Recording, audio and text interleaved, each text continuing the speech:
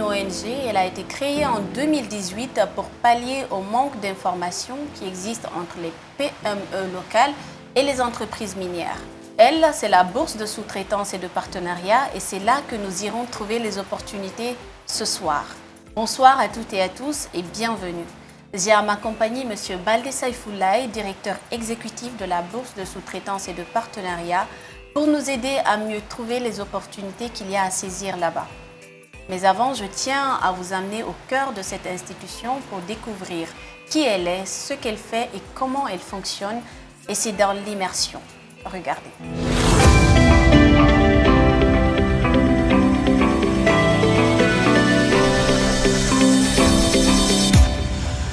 Organisation à but non lucratif dont les membres sont issus du gouvernement, du secteur privé et des organisations socio-professionnelles, la bourse de sous-traitance et de partenariat a été créée en septembre 2018 pour combler le gap d'information qu'il y a entre les sociétés minières et les PME locales. Elle est située à la minière sur la route Le Prince dans la commune de Dixine. Bonjour, bienvenue à la bourse de sous-traitance et de partenariat. Moi je suis Doumbouya Alpaba Bella, assistant commercial et marketing à la BSTP. Je vous présente Aïssatou Kadra Mera. Elle est à l'accueil et s'occupe de l'inscription des PME. La BSTP est une plateforme de mise en relation des PME locales et des grandes entreprises nationales et internationales évoluant dans les secteurs des mines, de l'industrie, des banques et des assurances. Absolument, oui. La BSTP, Bourse de sous-traitance et de partenariat, a été créée par décret présidentiel en septembre 2018. Dans son fonctionnement, c'est une ONG où il y a des partenaires gouvernementaux, les partenaires techniques et financiers, et aussi le privé. Donc à titre d'exemple, on a bien sûr le ministère des Mines, le ministère du Commerce qui font partie du conseil d'administration, mais on a aussi certains de nos partenaires comme la Chambre des Mines, on a aussi l'association des banques et des microfinances, et sans oublier nos partenaires d'AFC qui sont aussi une partie prenante du conseil d'administration. Donc le directeur général, il est nommé par une nomination du conseil d'administration. Donc c'est ça, on a été créé en 2018, donc ça fait maintenant presque 4 ans que nous travaillons en Guinée. La bourse de sous-traitance et de partenariat a principalement deux types de partenaires. Les partenaires techniques et financiers PTF, que sont les institutions internationales comme la SFI, du groupe de la Banque mondiale, la GIZ, Enabel, et les partenaires bancaires d'assurance et autres qui souscrivent à un contrat d'adhésion de $5 000 l'année. Dans les faits, il y a deux types de partenaires. Il y a les partenaires bancaires et d'assurance. C'est généralement les banques et les sociétés d'assurance de la place. Et ensuite, les partenaires techniques et financiers, dont notamment la Société financière internationale ou AFC, qui est déjà notre bailleur principal. Et ensuite, il y a la GIZ et Enabel. Donc, ce sont ces deux types de partenaires que nous avons et nous les appelons les PTF. Donc les partenaires techniques et financiers. À noter que sous certaines conditions, les PME membres de la BSTP peuvent elles aussi devenir partenaires à travers la signature d'une convention cadre qui leur donne accès à la base de données de la bourse et à beaucoup d'autres avantages.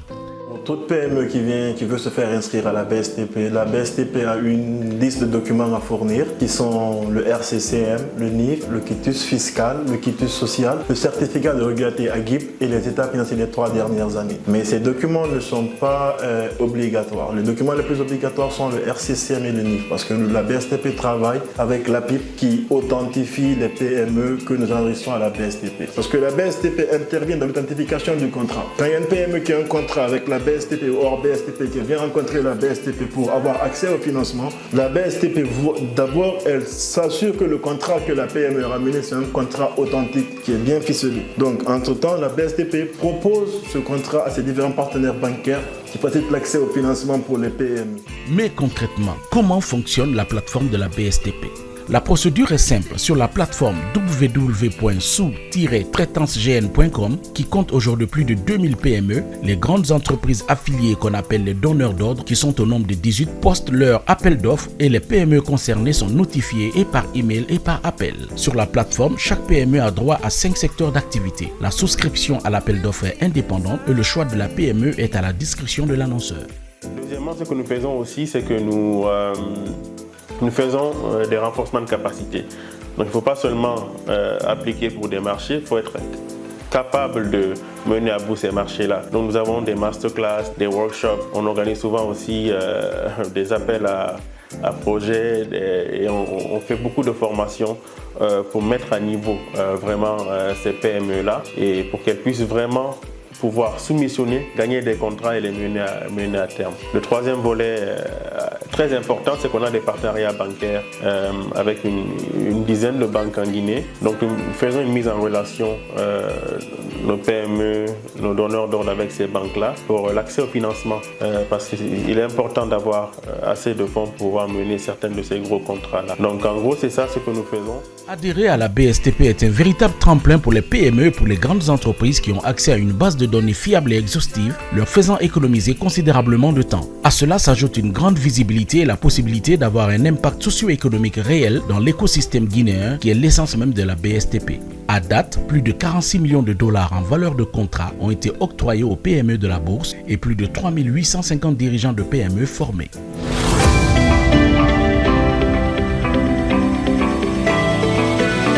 C'était là l'immersion et j'espère qu'elle vous a plu. Bonsoir Monsieur Baldé. Bonsoir Madame Baldé. Comment allez-vous? Ça va super bien.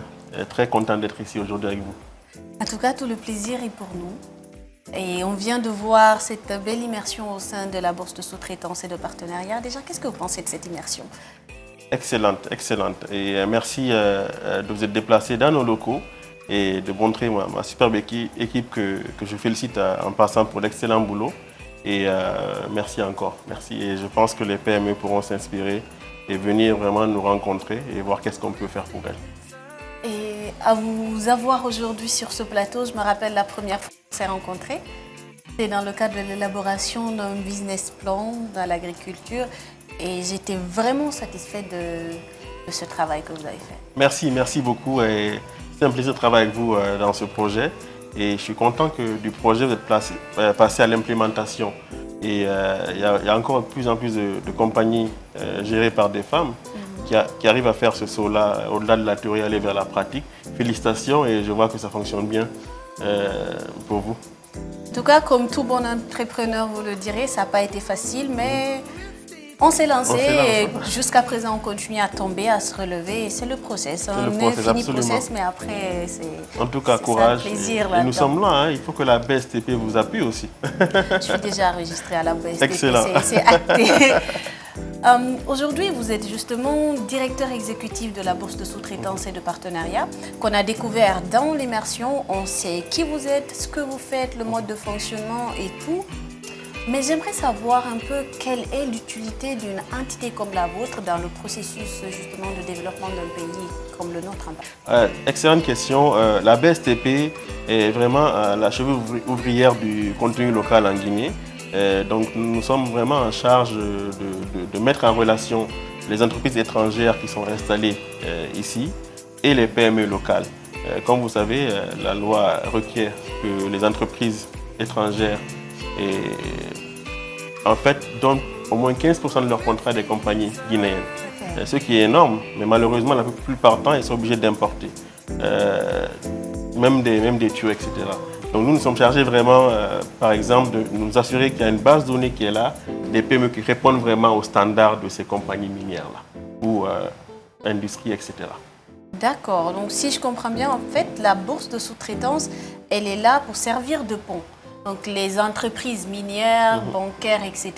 peuvent venir puiser dans, disons, la base de données de la bourse de sous-traitance pour justement avoir des entreprises fiables avec lesquelles travailler. C'est en plein ça, en gros. Vous avez vraiment résumé ça de la plus belle des manières.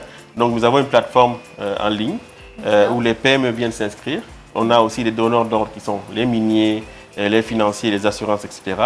Donc nous sommes vraiment l'ONG, si je peux dire ça, une ONG qui met en relation vraiment et qui boucle cette asymétrie d'informations qu'il y a sur le marché. Et c'est un travail colossal. Et bien sûr, il y a beaucoup à faire, mais nous sommes sur la bonne voie parce que depuis 2018, il y a environ 45 millions de dollars de contrats qui sont octroyés à des PME locales via la BSTP. D'accord. Et à part cet avantage-là, l'avantage justement d'avoir accès aux offres, aux appels d'offres, quels sont les autres avantages que peuvent avoir les PME en étant inscrits à la bourse de sous-traitance et de partenariat? Okay. Elles ont plusieurs avantages. La première d'abord, c'est qu'on a la formation. On forme nos PME pour qu'elle monte à niveau et qu'elle puisse vraiment en fait mener à bien ses projets des donneurs d'ordre. Ça, c'est la première chose. Deuxième chose, c'est que leur donnons aussi avantage au niveau de l'accès au financement. Donc, il y a des mises en relation avec les banques partenaires que nous avons pour qu'elles puissent accéder au financement et pouvoir mener à bien ces projets-là. Le troisième avantage qui est aussi non négligeable aussi, c'est qu'elles peuvent travailler entre elles. Donc, on essaie de créer des joint ventures entre les PME de la bourse, qu'elles puissent travailler ensemble et prospérer économiquement. D'accord. Donc, parlant de formation, de renforcement de capacité, parce qu'il est évident que quand une PME, elle souscrit à un appel d'offres, elle doit être capable d'exécuter le travail pour lequel elle a été sélectionnée.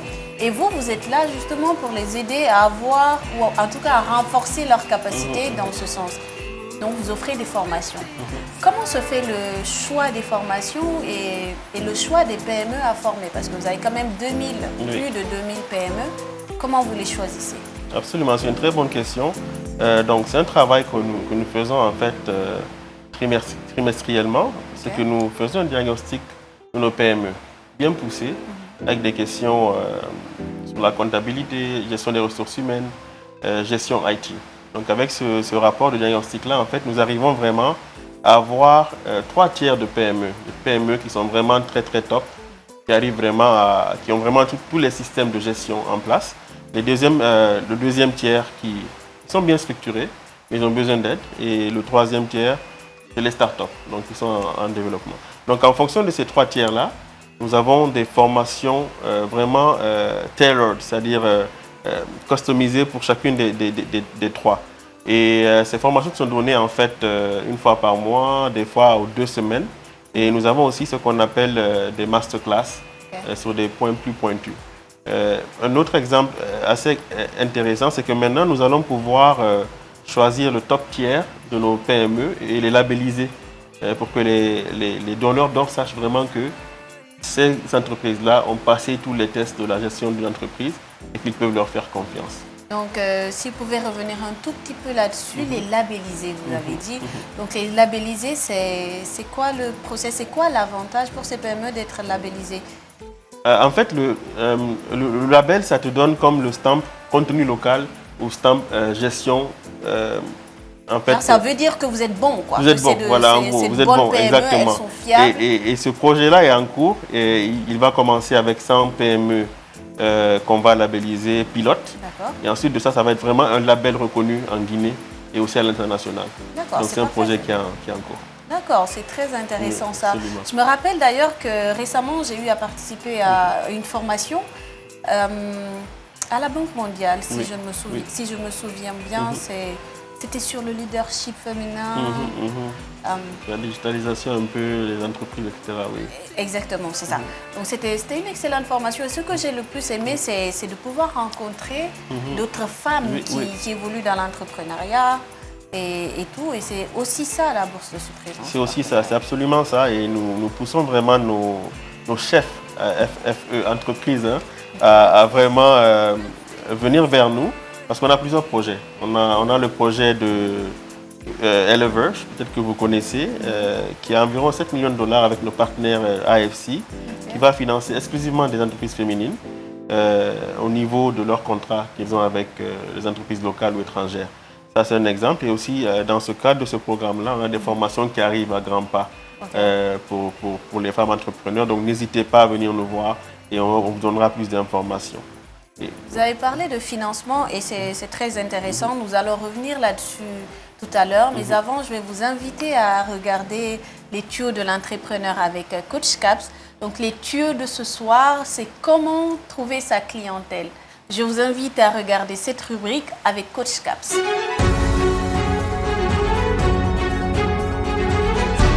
Bienvenue dans cet autre numéro des tuyaux de l'entrepreneur. Et aujourd'hui, on va voir ensemble où et comment trouver vos premiers clients ou tout simplement comment faire pour trouver votre clientèle. Déjà, sachez que l'objectif en vente, c'est d'abord de trouver, d'identifier vos prospects, trouver leurs coordonnées et après les transformer en clients pour en fin de compte les fidéliser. Et retenez donc que la chose la plus importante dans un processus de vente, c'est la base de données que vous créez. Et maintenant, si vous avez déjà une clientèle, comment vous y prendre? La chose à faire, c'est de tout de suite identifier le profil démographique, mais également le profil psychographique de votre client. Le profil démographique n'est rien d'autre que l'âge, leur sexe, leur situation professionnelle, etc., vous permet d'identifier leur profil démographique. Et de l'autre côté, ressortez donc pour la deuxième étape, leur profil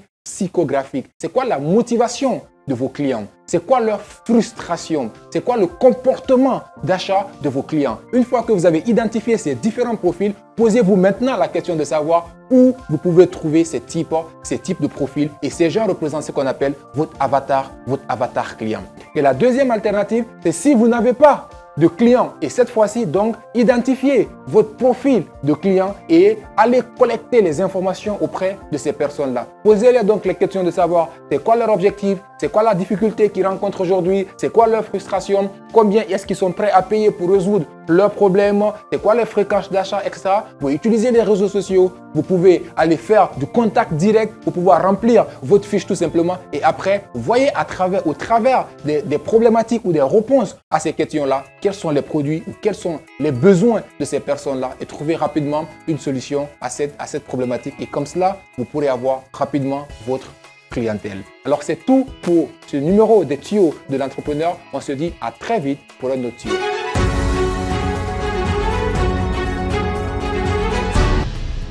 Les tuyaux de l'entrepreneur avec Coach Kabs qui nous a donné plusieurs éléments pour trouver sa clientèle. Il nous a parlé de prospects, de clients, de fidélisation, d'avatar et surtout d'argumentaire de vente. Qu'est-ce que vous avez à dire par rapport à ces tips-là? Qu'est-ce que vous pensez des tips que Coach Kabs nous a donné ce soir? D'excellents tips. Pour mieux vendre, il faut connaître sa clientèle. Pour cela, il faut des données. Exactement. Et ça revient encore à la BSTP. Nous avons une database, une base de données bien claire, bien précise, qui nous permet d'aider nos donneurs d'ordre, de savoir que oui, on a telle entreprise dans tel secteur, elle est bien structurée ou pas, etc. Donc c'est très facile en fait pour elle de venir. Et ce qu'il a dit est très intéressant, c'est qu'il faut vraiment avoir un système à l'interne qui nous permet d'engranger des données, après on les étudie, on a une stratégie après de vente. Donc moi ce que je peux dire aux PME, même une PME qui a juste 2 employés, ayez un système de gestion des clients, ça vous aidera on the long run. Ouais. En tout cas, il a dit qu'il faut avoir une base de données et toujours l'actualiser parce que c'est important d'augmenter cette base de données. Et puis, les gens changent, leurs besoins changent, donc il faut s'adapter à cette base de données. Il a parlé d'avatar et il a donné toutes les recommandations qu'il faut pour créer son avatar client. Donc, vous pouvez revoir ce tuyau sur Facebook, sur YouTube, etc. On va revenir à nos discussions. On parlait de financement. Oui. Vous avez dit qu'il y a beaucoup de financement.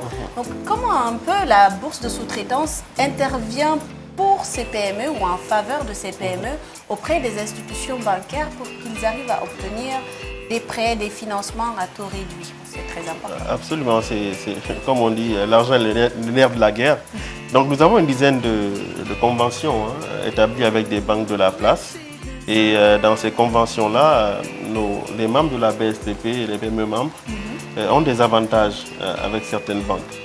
Malheureusement, je ne peux pas donner les détails. En ce moment, le plateau, ça va être un peu trop long. Mais en gros, oui, au niveau du financement des contrats qu'elles ont, elles peuvent avoir des facilités de financement, des facilités de paiement. Il y a des allègements de garantie aussi pour certaines de ces PME-là. Et au niveau du taux aussi, il y a des taux un peu plus avantageux que les taux du marché. Surtout quand c'est des entreprises que vous allez labelliser bientôt. Exactement. Donc, les banques, en tout cas, ce qu'il faut savoir, c'est que les banques sont là pour travailler avec de l'argent. Oui, pour faire des prêts, c'est à leur avantage. Absolument. Mais encore, il faut que la personne puisse rembourser ses prêts. Soit crédible. Oui. Et pour une entreprise labellisée bourse de sous-traitance, je pense que c'est quelque chose d'important, quelque chose de valeureux pour ces entreprises. Absolument. En tout cas, félicitations pour cela et bonne chance pour les entreprises qui seront labellisées. Merci beaucoup. Et ça arrive à grands pas. Oui, beaucoup. Maintenant, vous savez, il y a des entreprises, on est à Conakry, on parle de Conakry, mais il y a plusieurs entreprises qui sont à l'intérieur du pays. Quelles sont les dispositions que la bourse de sous-traitance prend justement pour faciliter l'accès à la BSTP pour ces entreprises-là qui ne sont pas installées à Conakry? Excellent. Ça, c'est la question que j'attendais parce que je sais, on dit que la BSTP est à Conakry seulement. Ça va changer. Le premier projet que nous avons, c'est d'ouvrir la première agence de la BSTP à l'intérieur, à Bokeh, qui est la principale zone minière du pays, avec un vivier de PME extraordinaire, avec toutes sortes de compétences. Nous allons nous installer à Bokeh et en même temps, nous sommes en train de former environ 100 PME à Bokeh dans le domaine de la sous-traitance minière. Donc cette formation va commencer incessamment. Et nous avons la caravane de la sous-traitance qui va débuter au mois de septembre. Nous irons de Dingirai jusqu'à Zérekori en passant par Kankan, et Beila et Sigiri. Donc cela va nous permettre en fait de mieux appréhender les besoins dans ces zones minières-là et aussi savoir quel type de besoins et de formation, besoin d'accompagnement elles ont. Donc cela nous permettra en fait d'avoir une meilleure vue et de revoir nos stratégies vraiment pour être plus présents au niveau de l'intérieur du pays. D'accord. Ouais. Cette formation qui va se faire à Bokeh, les entreprises sont déjà sélectionnées ou il y a toujours possibilité de postuler? Oui, on a fait une étude de 3 à 4 mois qui nous a permis en fait d'identifier 400 entreprises. Sur les 400 entreprises-là, nous avons eu une shortlist de 100. Donc c'est déjà bouclé, mais nous avons d'autres formations qui arrivent. Donc encore une fois, je le répète, venez nous voir, c'est important de venir discuter. Même si on n'arrive pas à vous aider, mais au moins vous allez savoir qu'est-ce qu'on fait et qu'est-ce qu'on peut faire pour le futur et on comprendra même vos besoins. D'accord. PME. En tout cas, si je peux me permettre une recommandation, vous avez parlé d'une caravane que vous ferez jusqu'à l'intérieur du pays, au fin fond de la Guinée. C'est que s'il y a une chose de positive que Covid nous a ramené, c'est le télétravail. Et ça marche très bien aussi en matière de formation. Absolument. Peut-être la bourse de sous-traitance et de partenariat va intégrer ça pour pouvoir faire participer les PME qui sont à l'intérieur du pays aux formations qu'elle offre ici à Conakry. C'est une excellente suggestion et nous allons voir comment faire ça à l'interne. Et je pense qu'on va vous inviter à la première formation virtuelle à Dingirai, dans le fin fond. Oui, exactement. Ouais. On va marquer une toute petite pause, mais ce n'est pas une pause en soi, parce qu'on va aller découvrir notre inspiration d'aujourd'hui, qui est Monsieur Bernard, qui fait partie d'une coopérative qui s'appelle Wakilare. Je vous invite à regarder cette interview, ce portrait, et de revenir sur ce plateau.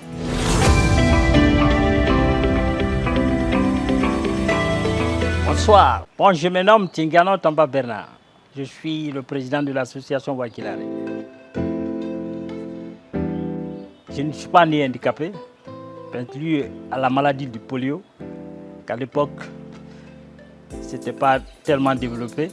Et finalement, après le sillonnage dans les villages pour le traitement traditionnel, ça n'a pas marché. Finalement, que je suis devenu handicapé. Et ma grand-mère, d'abord, mon papa et ma maman se sont divorcés à cause de mon état. Et d'où je n'ai pas vraiment grandi avec mes propres parents, c'est-à-dire mon papa et ma maman. Je suis grandi avec ma grand-mère. Et vraiment avec la motivation de ma grand-mère, je ne me suis pas senti comme si je n'ai pas de papa, ma maman à côté, comme j'avais les émotions de ma grand-mère. Donc, j'ai pu oublier. Ça s'est passé dans l'histoire.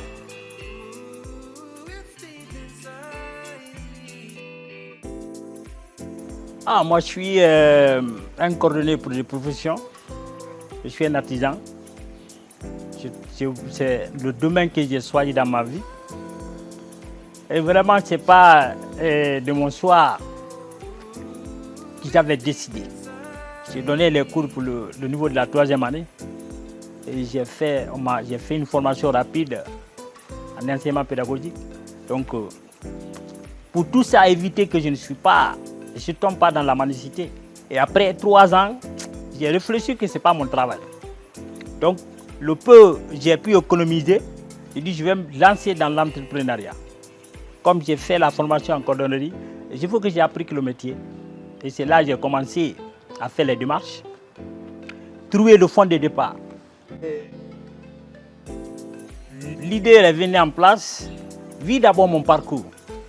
Et quand je suis né à Conakry, en majorité, je les vois dans la rue à faire la mendicité. Il y a même des amis qui m'appelaient quand il y a des dons. S'il y avait à Kipé, qu'on appelait Yalusraka, qui faisait les dons, il y a des amis qui venaient derrière moi. J'ai dit, moi, mon objectif, ce n'est pas de demander. Je ne suis pas venu pour demander. Si la personne qui veut m'aider n'a qu'à avoir l'idée de me créer, de m'ouvrir un atelier. Et là, l'objectif, je cherche avec ma propre chair.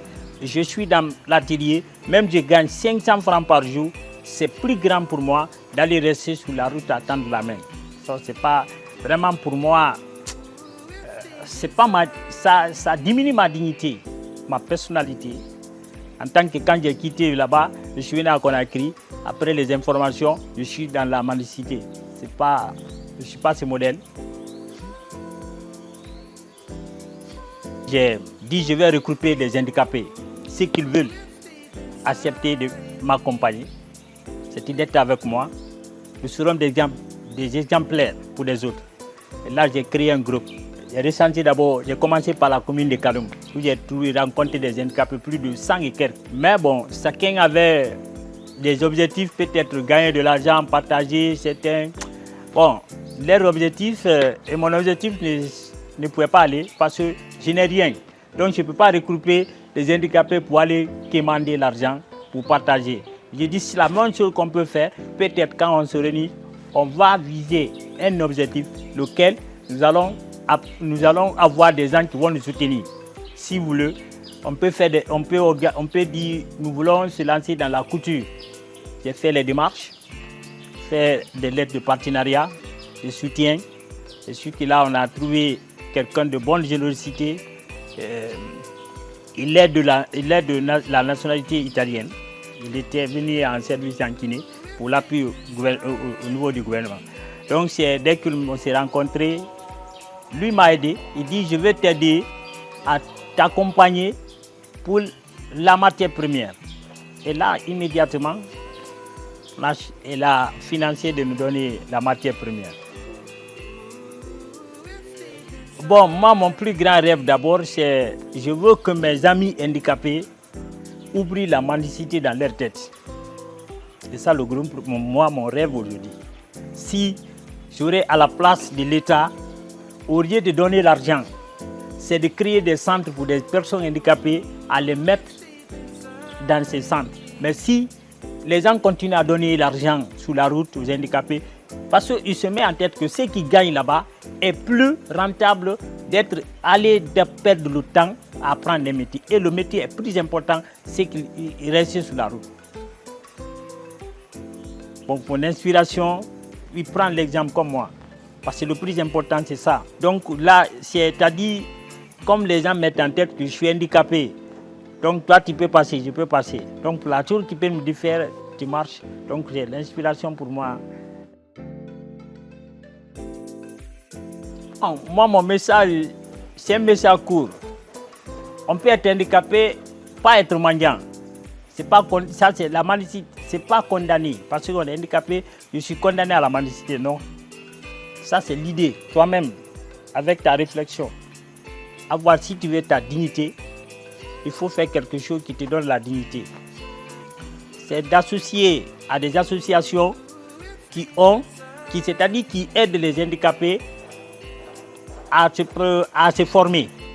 Si on ne peut pas faire la cordonnerie, sinon mon projet de 2023, c'est que je ne peux pas continuer à être dans la cordonnerie. Je veux mettre un centre d'apprentissage pour le dépannage, c'est-à-dire la maintenance électronique.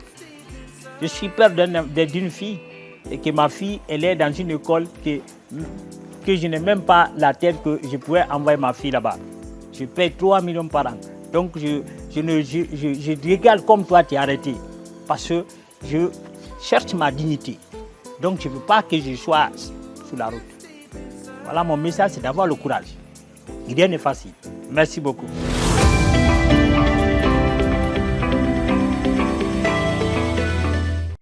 Une inspiration très inspirante, en tout cas pour moi, pour son état d'esprit, pour cette motivation qui les anime. Parce que oui, c'est important de signaler que ces personnes ne sont pas nées avec les mêmes avantages que nous. Ils sont nés handicapés. Mais comme on dit, le handicap le plus dangereux, c'est celui qu'on a dans la tête. Et eux, ils ont un état d'esprit d'enfer. Vous connaissiez déjà Wakilare ou c'est maintenant là que vous les découvrez? Non, je connais Wakilare, c'est une source d'inspiration pour moi. Donc, de voir des personnes à mobilité réduite ne pas se morfondre sur leur sort et sortir se battre chaque jour. Et pour moi, c'est une inspiration. Et à chaque fois que je suis un peu down ou que je me dis est-ce que je peux l'arriver, je dis si les gars de Wakilare peuvent le faire, moi je peux le faire.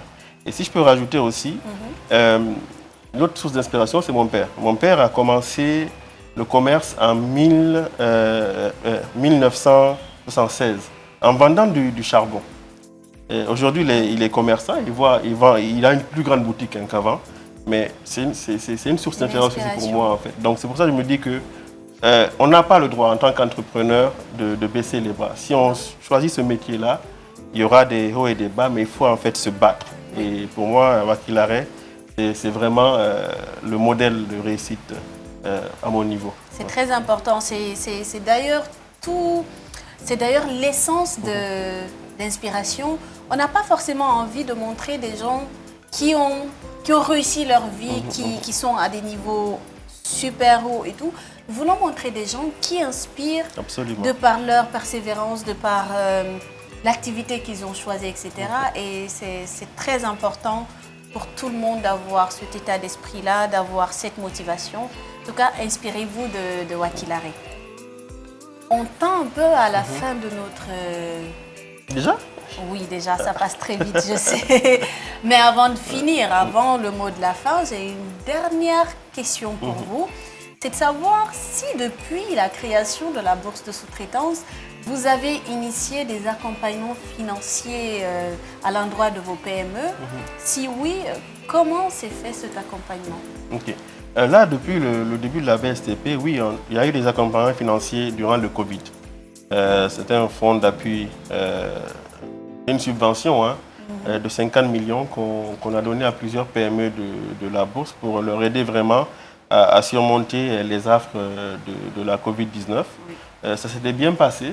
Nous n'avons pas pu en fait financer le maximum de PME à cause des règles un peu strictes. Vu que c'est l'argent des bailleurs, il faut faire attention. Il faut remplir certaines conditions et tout. Mais nous avons réussi à aider quelques-unes. Et ça, c'est une fierté pour nous. C'était le seul projet de financement que nous avons eu pour le moment. Sinon, en général, oui, c'est la mise en relation avec les banques que nous privilégions parce qu'il faut vraiment que les banques fassent leur travail. Nous ne sommes pas une institution financière en tant que telle. Donc, nos partenaires bancaires sont nos partenaires privilégiés pour l'offre de financement. D'accord. En tout cas, Covid-19 a affecté beaucoup d'entreprises dans ce pays. Et les entreprises, étant donné que votre base principale, c'est les entreprises minières, je suis sûre que les PME que vous avez accompagnées ont pris cet accompagnement comme une bouffée d'air frais. Absolument, qu'ils ont eu à une période qui était très difficile absolument, quand même. Absolument, c'était en fait quelque chose dont ils avaient besoin. Ouais. Donc je suis sûre que vous avez un mot de la fin pour ces téléspectateurs, pour ces entrepreneurs qui nous regardent. Qu'est-ce que vous avez à leur dire? Quel appel vous voulez leur lancer? Le mot de la fin pour moi, ce sera de vous dire que la BSTP est votre maison.